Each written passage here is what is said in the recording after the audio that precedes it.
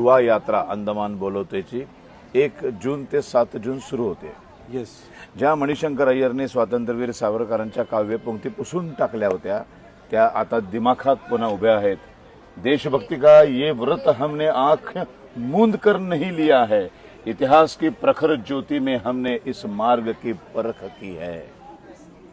सावरकर म्हणाले होते की घेतले व्रतन हे आम्ही अंधतेने लब्ध प्रकाश इतिहास निसर्गमाने। त्याचं हिंदी भाषांतर इथं लावलंय आणि या इथे या सेल्युलर जेलमध्ये 15 ते 35 वयोगटातली मुलं 15 ते 35 वयोगटातली तरुण मुलं मुली यायला पाहिजेत, त्यांना सावरकर कळायला पाहिजेत।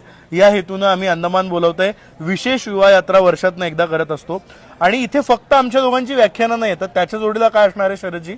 सगळी मौज मस्ती असणार आहे। जशी आपण सहल काढतो अंदमानची 6 बेटं, त्या 6 बेटावर जाऊन तुम्ही धमाल मस्ती करायचे। फक्त रोज संध्याकाळी 1.5 तास 3 दिवस मी आणि 3 दिवस पार्थ तुम्हाला स्वातंत्र्यवीर सावरकर आणि समस्त क्रांतिकारकांच्या गोष्टी सांगणार आहोत।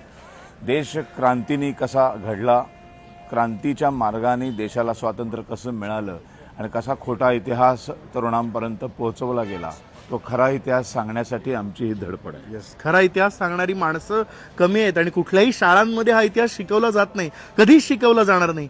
आपल्या मुलांना जर या सगळ्या क्रांतिकारकांच्या त्यागाची हौतात्म्याची जाणीव असायला पाहिजे असं वाटत असेल, इथून पुढची पिढी राष्ट्रभक्तांची पिढी असायला पाहिजे असं वाटत असेल तर तुमच्या मुलाबाळांना आमच्यासोबत नक्की पाठवा। 15 ते 35 वयोगटातले तरुण तरुणी जास्तीत जास्त या यात्रेला यायला पाहिजेत। अशी एकमेव यात्रा आहे भारतातली जी तरुणांना अंदमानात आणते।